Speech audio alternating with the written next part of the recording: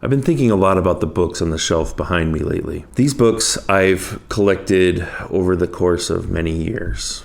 And at one point, there were 3 times this many back there. I've had to cull it down to the most essential 1,000 books. And I've read about half of these. There's at least 500 books back here that I haven't read yet that I want to read. I have these TBRs everywhere. And I've talked about TBRs on this channel before. But what I haven't talked about is my literary oversights. By all accounts, these authors should be in my pocket already, but they're not, because I keep reading other things. It's kind of inexcusable that I haven't read these yet. I have quite an extensive list of blind spots, and I want to talk about those today. It's not just books that I want to read. That list, again, is in the thousands. These are books that I feel like I should have already read. While a lot of these authors are going to fall into the classic literature camp, not all of them are. Maybe all of them. It's pretty close. That may be why I feel like this is a blind spot for me. Maybe because these do come from the classic literary canon. So I feel that pressure on myself to have already read these at this point in my life. Optimistically, I'm halfway through my life. If I'm lucky, I've got another 45 years on this earth to read books. If I'm lucky. That's not going to happen. So I really want to focus on reading these books that I feel like are mandatory for me. Whatever reason I might have for thinking that, and perhaps I'll engage with a new author for the first time and realize it's not so mandatory after all. But for now, these are my mandatory authors. Marcel Proust. I have started reading Swann's Way, the first book in Remembrance of Things Past, 3 or 4 times. And I am always transfixed by the first 50 pages. But I never make it any further. And it's because I'm daunted by looking ahead at 7 books that are not exactly easy to read. I could probably skim them. I could probably read them fast, but it's written in such a florid, beautiful style that you would want to savor a book like that. So it takes a lot of time. And in this world where we have reading goals and we have to meet our reading goals, I have to read 50 books a year, I have to read 100 books a year, I have to read 150 books a year in order to qualify as a reader, it starts getting really hard to stick with one thing that is going to take that much time. And that's fucking stupid. And I gotta stop doing it. And by the way, I'm not gonna say this over and over again. I'll say this one time. There's a lot of authors here that have a lot of great books, and all the ones that I'm about to mention, I've never read a single book by. If you have an idea of where you think I should start with these authors, please let me know in the comments. I have a couple of examples where I think I'm gonna start, but if you've got a better idea, let me know. And I have no idea where to start with Jane Austen. When I was a young man, I had no interest in Regency romances. That was girl stuff. I'm older and wiser now, and I really want to cover that blind spot. So let me know where I should start with Jane Austen. And then the author that kind of got this whole idea percolating in my head is Honore de Balzac. I just watched a review of Cousin Bet by Mayberry Book Club. Matt over there was talking about Cousin Bet. And I just realized, Balzac's been on my radar for decades. And I used to own a number of his books before I had to cull the collection. And I never got around to reading him. And I think I would really like him. Next up is George Eliot. I've never read anything by her. I assume I should start with Middlemarch, but then there's Mole on the Floss and all these other books that are probably just as good. And we got William Gaddis. That's maybe a little more contemporary than some of these others. I have JR on my shelf, but there's a ton of other books by him that I hear being bandied about. I've heard great things about John Irving, that he's got book after book after book after book that just hit with his fans, and it's the kind of thing that I think I would also like. Virginia Woolf, I'm a little embarrassed to say I've never read To the Lighthouse or Mrs. Dalloway, books that I think a lot of people cover in at least one of those in high school. it missed me somehow. We've got Henry James. I have no idea where to start with Henry James. Jorge Luis Borges. In the last couple of years, Borges has really risen to the top of all the authors that I need to read, and I have 3 of his books on the shelf over there. But I keep reading Star Wars novels for some reason. All right, then there's Thomas Mann. I've got Magic Mountain, Buddenbrooks, Death in Venice, Dr. Faustus. I can basically start anywhere with Mann. Salman Rushdie. Never read Midnight's Children or Satanic Verses or anything by him. I've read some of his magazine articles, but that's about it.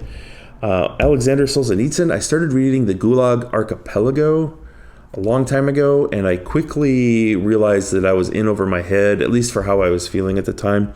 On my shelf over there, I've got In the First Circle, Cancer Ward, and I've got one of his shorter books. I don't remember what that one's called. It's up there somewhere. There's Goethe, whether I start with Faust or The Sorrows of Young Werther. I have all of Goethe's books, his entire catalog, as an ebook on my computer. I don't know where I got that. It's been on my computer since ebooks were a thing, and I've never read any of them.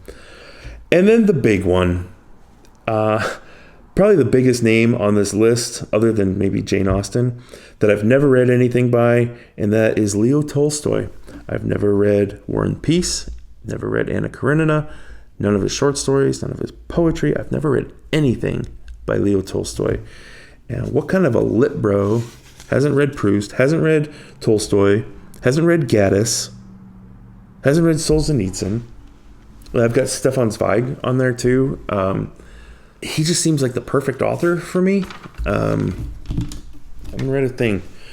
Now, this next list here, these are books by authors that I have read, but there's specific books by that author that I haven't read that I feel like I should have read. The top of the list is Finnegan's Wake. Do I need to read Finnegan's Wake? Nobody needs to read Finnegan's Wake. But I am so much intrigued by actually not just attempting, but reading the impossible book.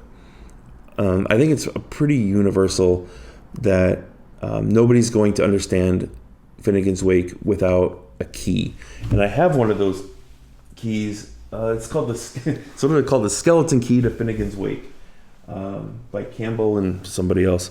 But I've got that up there, and I want to read that first and then actually read Finnegan's Wake.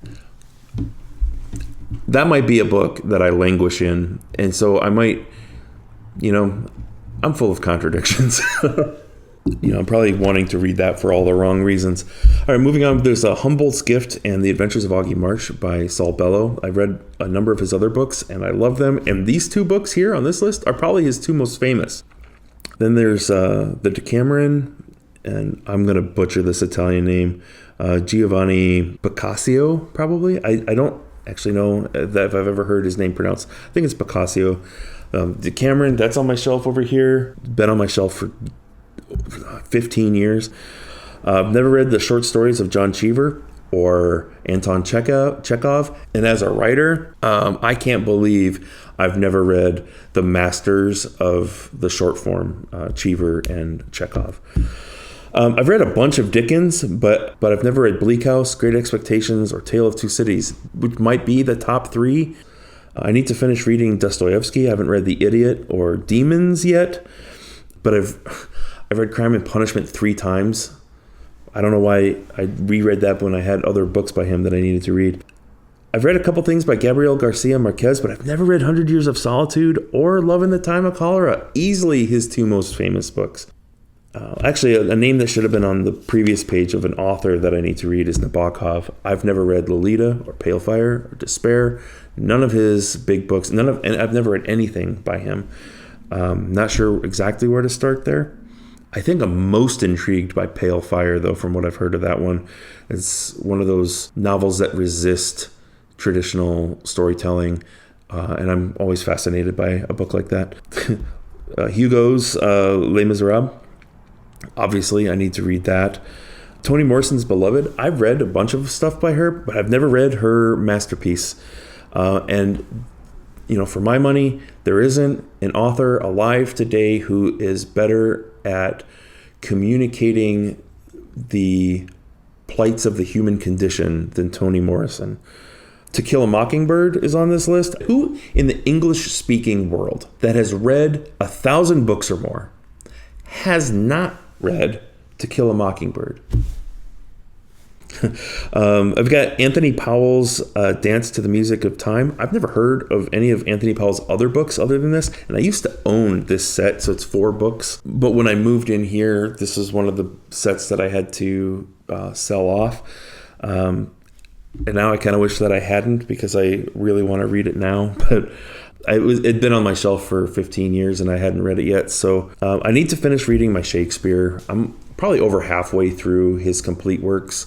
And it wouldn't hurt to just start over from the beginning and just read everything. The Divine Comedy by Dante. Fire Trucks.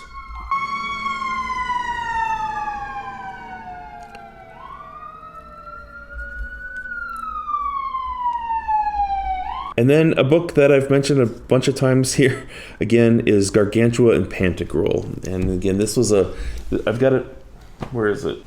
I've got this nice edition. And I've got a lot of these books. I just didn't want to pull them all off the shelf. But there's a little sticker in there, a little sticky note from my friend Kevin, who's wishing me a happy birthday. He asked me what book he should buy me. I told him to buy me Gargantua and Pantagruel, and I'd read it right away.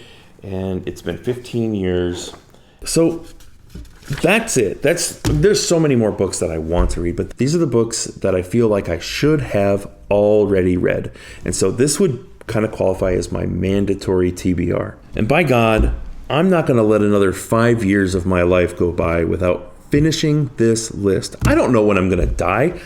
I need to read these now.